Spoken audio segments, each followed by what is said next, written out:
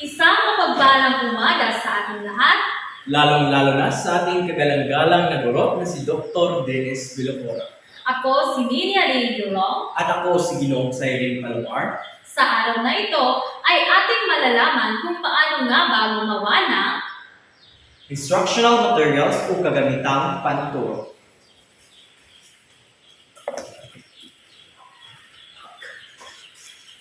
Una ay ang ruleta.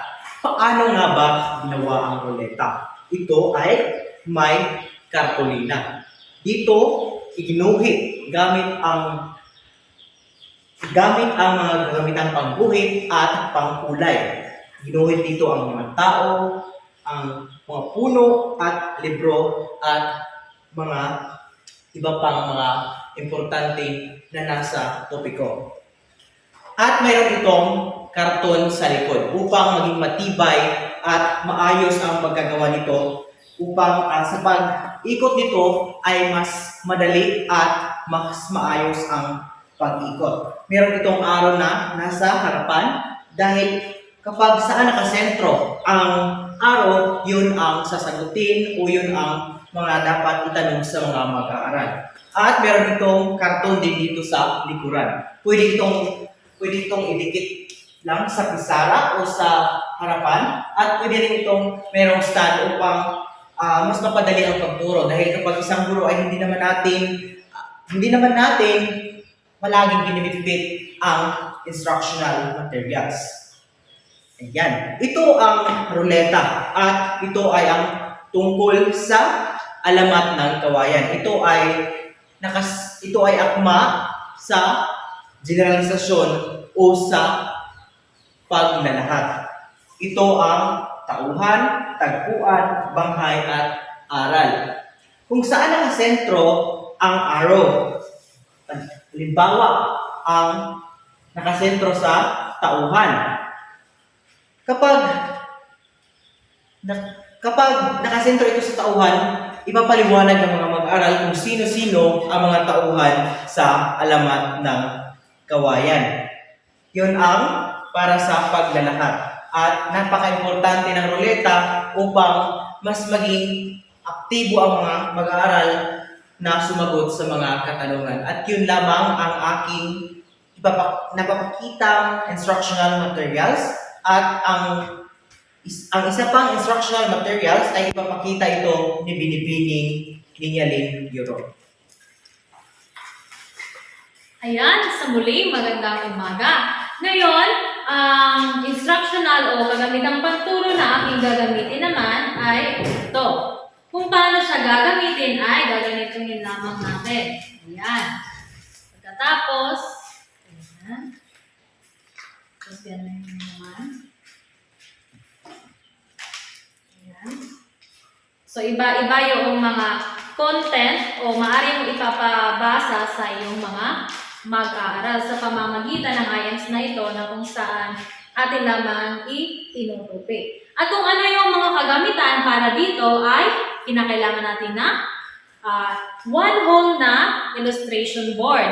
At kinakailangan din natin ng stick glue upang matibay na naididikit ang ating illustration board. At syempre, kartolina kung saan atin naman itong ididikit.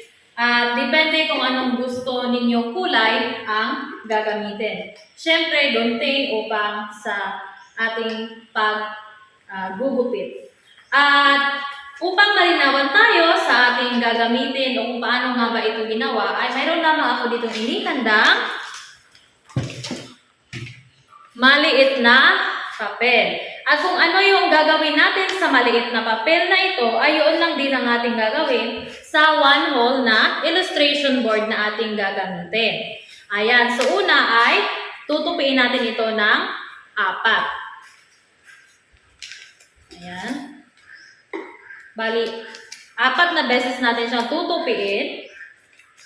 At ganoon din sa ibang side. Kung tinutupi natin siya pa ganon at dito rin, tutupiin din natin. Ayan. Ayan, matapos na natin natupi ang bawat side, dito at dito, ay ganito yung maging resulta. Kung mapapansin natin, kung malinaw, ay mayroon tayong makikita ditong apat na square, na hugis na square. At yun ang ating gugupitin. So, gugupitin na natin.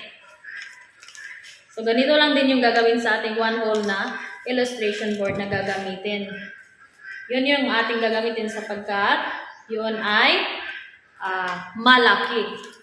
So, ganito na yung maging itsura ng ating papel o sa ating gagamitin na illustration board na one hole.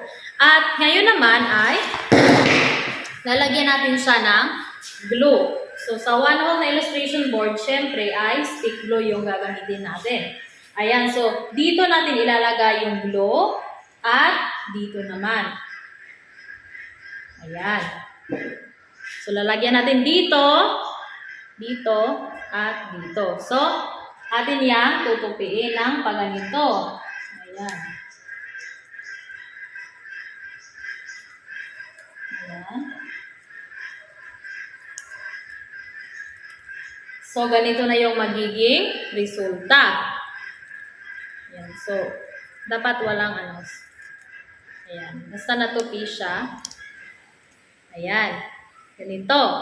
At, lalagyan na naman natin ng glue yung banda dito. At dito rin. So, ganito. Pagkatapos ay ating itutupi na naman. Ayan. At itutupi din natin.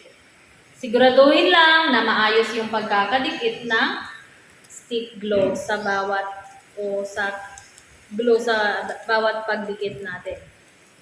At ito na nga yung final na resulta. Kung paano siya gagamitin ay ito. So, ayan. Ayan. So, itutupi mo lang. Ayan. So, ganyan. Ganito. Ayan.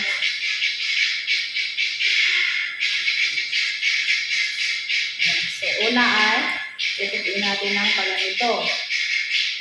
Ayan. Tapos, ganito na naman. Tapos, so, same lang yung ginawa natin sa IMs natin kanina. Na ganito. Kaso nga lang, pinaliit lang yan kasi papel. At kapag yung one hole illustration board na naman yung ating gagamitin, ay, syempre, ganito kalaki at ganito rin yung resulta. Ayan.